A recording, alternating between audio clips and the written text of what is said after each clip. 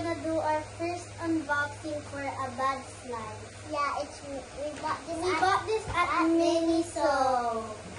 We're gonna unbox it today. Miniso.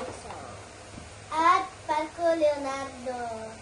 We're gonna unbox it today. We're gonna unbox it with you. We still didn't open it. You show the box first. So these are one of the two that you could get, and then these other four. My favorite is this one here. But all of them are cute, so I'm happy with any. This is the front of the box. As you see, are the two cats that are having a picnic. And then here are like the warnings and stuff. Go Skyla, your turn. There's a lot, but you can't see some of them because it's covered by ants. It's a bunny. So today we're gonna unbox these. Who's gonna go first? We're gonna unbox together? No, one by one. Me. Yeah, you go first because it's more exciting.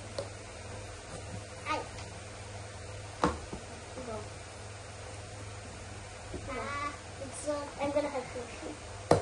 Okay. So hard. Dami. Sorry guys. It's just a puff because Kayla had a hard time. Okay. Oh my gosh, it's a blind bag. Oh, you got the card. You show the inside the box. This, Kayla, don't watch, okay? This is what she got, guys. There's nothing else. Just these two. And I already showed you what she got. So let's make this a surprise for her. How do I open Guys, it? yeah, from there. Okay. This is so fun. Oh my god! It's so cute! And Show it it's to the so, camera. Zoom. it's also so fluffy.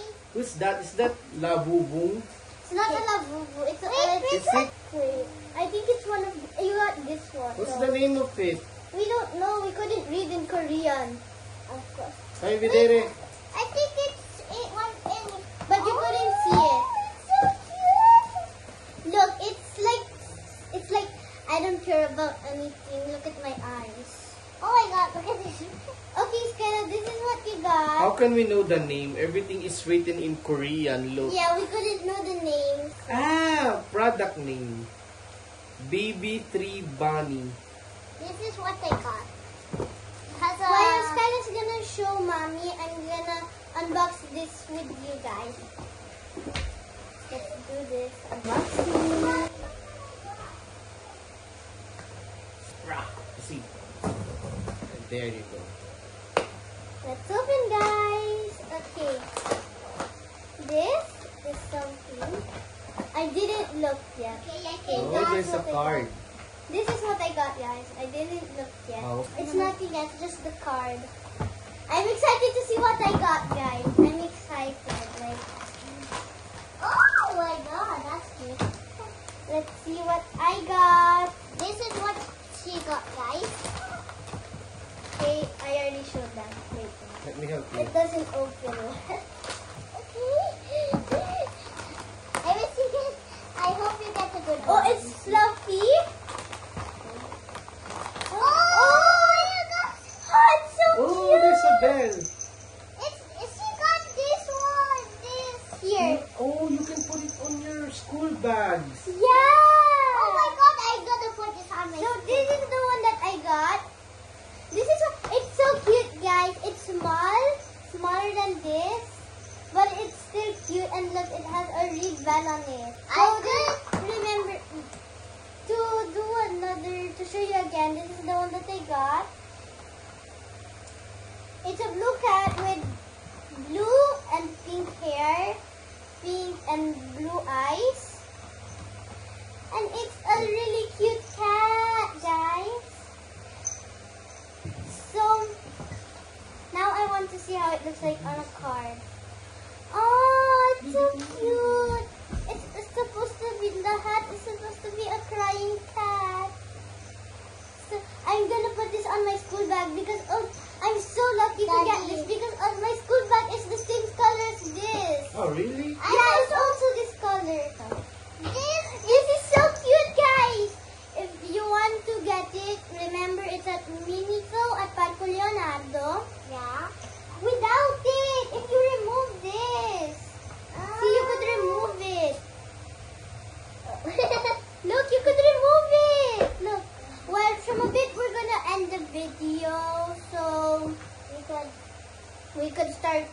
sleeping because it's like almost 11, I think. It's 9:35. It's 9:35, so our maximum of sleeping is at 11, but at the 20th, we're gonna start sleeping at 9 o'clock Because because we have to get used to it before school. when you do the closing spiel, you say, okay guys, I think we're going to end the video here. See you again on our next vlog. With energy, ah. Okay, go.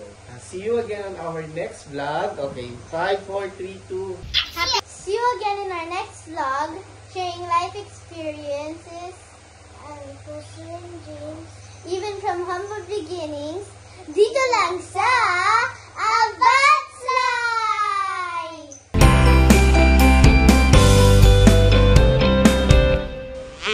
Morning. Morning, good morning. Morning. Good morning. So, yan ang breakfast na hinanda natin sa kanila ngayon. Hotdog and egg and bread. Aga ng Pokemon nyo ah. Maghapon na naman yan. Ano si Bulls? Hi guys. Diyos ko, ang dami na naman tutupiin, no? Hindi, paplansyahin pala yan. Mga bag. Ang gagamitin na sa school. Yan ang almusal nila ngayon. Ayun, ganun din ang almusal natin. Pero walang hotdog. Medyo iwas muna tayo sa mga masyadong ma-preservative na pagkain. Green tea para sa akin. And egg and bread. Ito sigurado mag-ano to. Hi! Good morning, baby! Ayan, so si Skyla, hindi siya mahilig sa hotdog. Kaya kahit may hotdog, egg lang ang gusto niya, tsaka bread. Tsaka ang gusto niyang egg, sunny side up. Ayaw niya nung, ayaw niya ng scrambled. Pero dahil si Savannah, ang gusto naman niya, scrambled. Ayaw naman niya ng sunny side up. Kaya para kay Sab, scrambled sa magkuya, sunny side up. The yolk egg, kiss. Buon appetito. Guys, may gusto lang akong pakita sa inyo. Tingnan nyo ah. Yan yung kalamansi natin guys. Tingnan nyo oh. Ang dami niya ng bulaklak. So, ibig sabihin, mamumunga na siya. Ayan, ang dami niya ng bulaklak, oh. Kaya may tumutubo pa dito. Ayan, ang dami niya ng bulaklak, promise. Kita niyo ba? Diba? Ayan, oh. Nakita niyo yung mga puti-puti na yan. Bulaklak yan, guys. So, ibig sabihin, malapit na mamunga yung kalamansi natin. Bali itong kalamansi natin, nilipat natin dito. Kasi dati nandun yun eh, oh. Diyan oh, diba? Yun, kasama nung tanglad natin, yung damo ng tanglad na yun. Diyan dati nakapwesto itong kalamansi natin. Kaso kasi, napapansin ko, hindi siya hindi siya naaarawan. Kaya nilipat natin dito yung kalamansi para bukod siyang maarawan, no? Kasi dito, guys, yung tanghali dito, maaraw yan. Ito, kita nyo tong anino na to, uusog pa yan eh. No, mamaya wala, pa yan, mas maaraw pa yan mamaya. So, matututukan siya ng araw. Eh, nagtataka kasi ako dito. Matagal na to sa atin guys eh, no? Actually, ang sabi talaga sa amin nung nagbigay nito ay palapit na tong mamunga. Pero hindi pa namin siya napapabunga simula nung dumating to dito. Last year yata, may tumubong isa. Tumubong ka isa-isang kalamansi. Tapos, bilog na talaga siya. Berde na siya na medyo maliit. Tapos parang natuyo lang siya. Ganon. So, feeling ko hindi namin naalagaan. Tapos doon pa siya nakapwesto noon. Eh, feeling ko nga, dahil ang lalaki ng puno namin doon sa part na yun, hindi natatabunan siya ng araw. Hindi siya naaaraw. Pero nung nilipat ko to dito guys, siguro mga pa lang to. 2 linggo pa lang siya dito sa pwesto na to. At ayun o, tamo, may sarili siyang araw. Naarawan siya ng walang ibang nakatakip sa kanya. And yun, 2 weeks. Tapos ayan, ganyan nakarami yung mga bulaklak niya. Hindi ko alam kung kita nyo. Pero ayan o, lahat ng mga puti-puti na bilog na nakikita nyo, bulaklak yan. And sign na yan na malapit na siyang mamunga. Okay, so tinatanggal-tanggal lang natin itong mga tumutubo na ganito.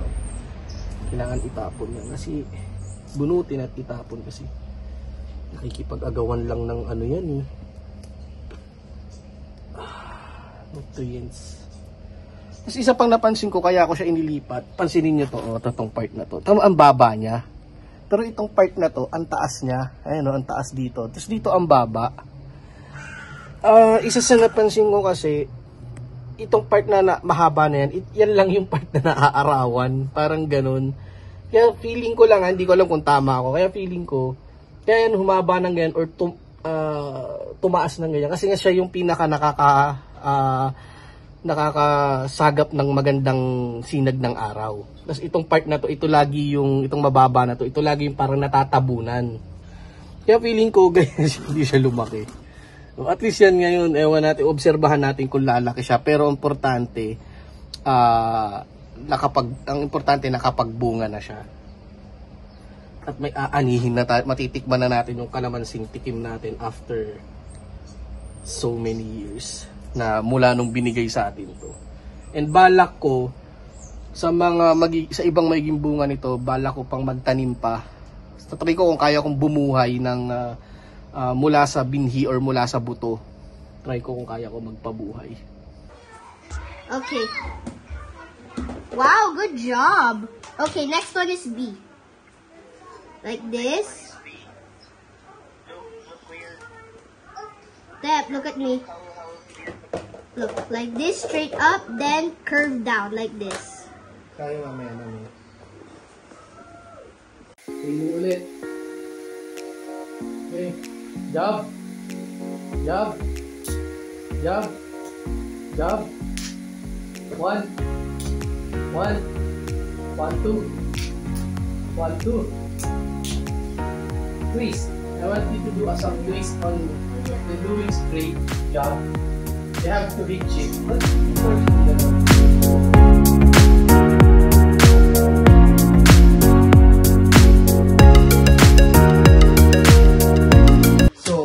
ang ulam namin ngayon is ito.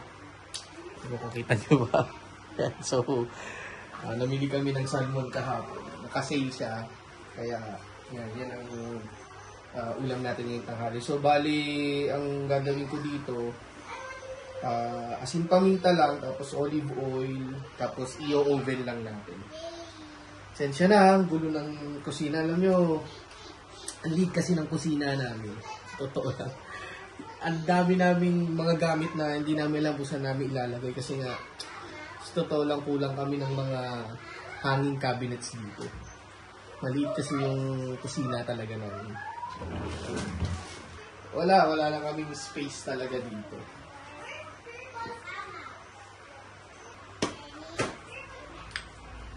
So para hindi masyadong matapang ang gagamitin natin, white pepper kasi yung mga bata ayaw nila ng masyadong peppery.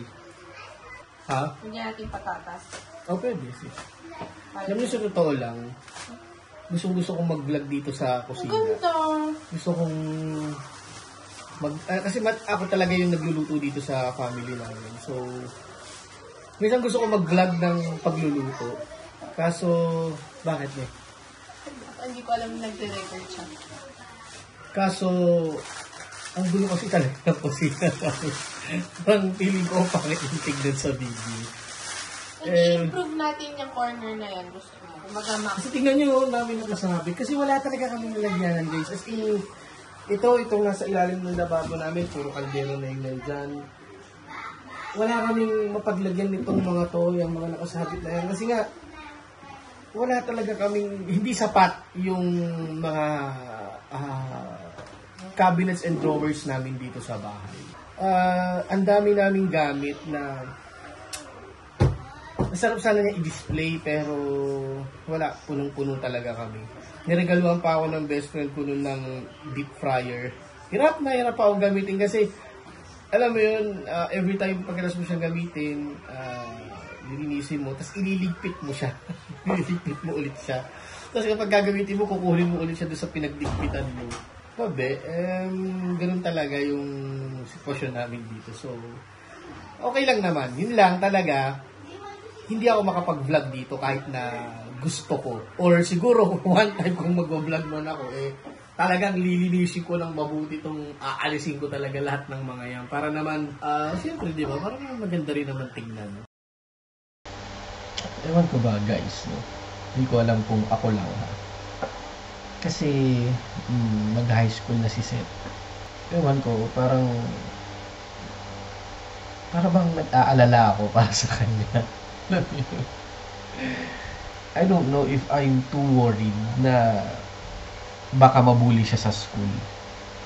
Bilang tatay, no, gusto ko sana siyang mag-toughen up.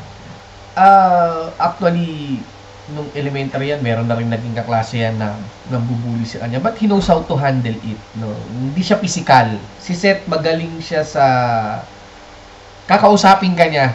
Alam mo yung kakausapin ka niya. At yung, kumbaga, at the end, nung nambubuli sa kanya, naging kaibigan niya.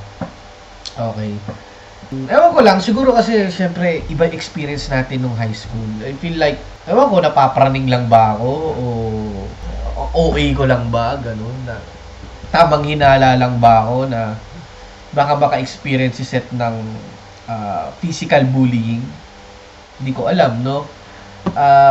Although, hindi naman ganong kataas ang cases nun dito, pero meron. Actually, feeling ko kahit saan ka naman magpunta, meron at meron. So, I'm worried about that, no, na mabully siya physically. Kasi, feeling ko kung verbally lang, kayang i-handle ni Seth. Matalino si Seth eh. And he knows how to speak hindi kanya inaaway. Pero parang kaya niyang iparealize sa'yo na mali yung ginagawa mong pangbubuli. Actually, ganun yung ginawa niya dun sa klase niya nung elementary siya. Nagkaroon kasi siya ng classmate noon nung 4th grade siya. Nag-repeat. So, medyo yung bata. So, nung naging classmate niya nung 4th grade, binubuli siya. Actually, nagsasabi siya sa amin. Pero kapag kinakamusta ko nga, how did you handle it, ganun. Yun nga, parang kinakausap nga niya. So, nakikita ko kay Seth na kaya niyang makipag-usap ng maayos. Kahit na, yun nga, binubuli na siya or inaasar na siya. Ganun. At yun nga, yung ending no, naging kaibigan niya pa. At hindi naman yung totally naging ibang, pero kinaibigan siya. Instead na binubuli siya, kinaibigan na siya nung huli. Pero yun nga, yung high school, so kung mabubuli siya physically, parang, I don't know, worried talaga ako. Kaya, alam niyo yun, medyo tinuturo-turuan natin siyang, kita niyo ba yung video kanina? Parang tinuturuan ko siya mag-boxing. Hindi naman ako nagbo-boxing talaga, no? Pero kumbaga, may konti tayong alam, no? Bata tayo, naturuan din tayo ng konti. And parang ina-apply ko lang yung alam ko sa kanya, no? And as you can see, kung paano siya gumalaw, hindi siya talaga ganun. No, hindi siya talaga ganun. Hindi ko naman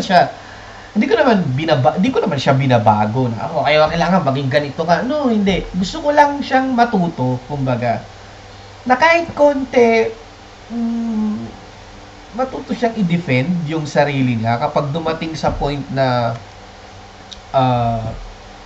bulihin siya physically or but I know Seth, alam ko kaya niyang daanin yon sa usapan. Sana wag naman dumating sa time na okay lang naman yung bully, sa bata normal naman yan sa mga nagbibinata, di ba? Tayo na pagdaanan din natin yan na pag nagbibinata tayo, parang feeling natin kayang-kaya na natin lahat, feeling natin hindi na tayo natatakot, parang kahit sino na, di ba? Ganun. Alam kong dumadaan sa ganun. Maring hindi lahat, no? Iba-iba naman tayo na experience. Pero ako kasi ganun. Nung nagbibinata ako, para bang feeling ko, kaya ko na to, ganyan-ganyan. Alam mo yun? I want him to toughen up a little bit, no? Kaya yun nga, tinuturuan natin siyang sumuntok, tinuturuan natin siyang dumepensa. Actually, sa totoo lang, gusto ko siyang i-enroll ng martial arts. Mag-umpisa sa boxing siguro. Siguro itong pasukan baka ipasok ko siya sa ganun. Wala lang. I feel like, yun lang, gusto ko lang ma-toughen up siya ng konti. And, kasi, siguro, hindi yun mawawala sa ibang mga magulang. Hindi ko nilalahat, no? Sa ibang mga magulang na medyo magalala, lalo na nasa ibang bansa tayo. Tapos, ang tingin nila kasi sa atin, we're foreigners, no? Iba ang kulay natin, iba ang itsura natin. Sa tingin ko, hindi imposibleng mabully, di ba? At gusto ko lang na maging active yung katawan ni Seth dahil bata pa siya eh.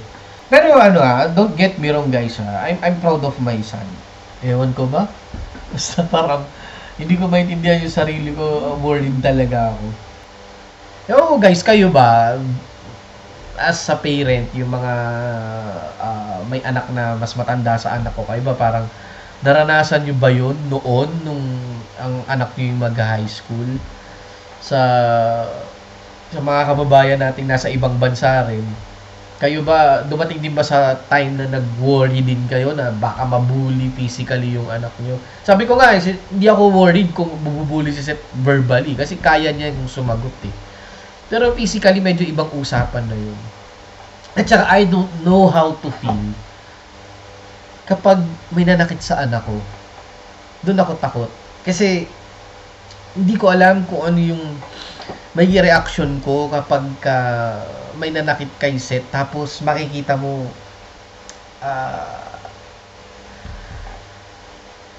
uuwi siya may galos, may black eye, may pasa, yung ganun. Ewan ko, sobra naman siguro yun, parang OA naman siguro. Pero, nangyayari yun guys eh, diba? Nangyayari yun eh. But I'm praying, pinapanalangin ko na sana huwag naman mangyari kay Seth. Kasi si Seth napakabait na bata. He's very friendly. Sabi ko nga, di ba, kung napanood niyo yung vlog ko nung nakaraan sa dagat, kahit sa kami magpunta, nagkakaroon ng kalaro si Seth.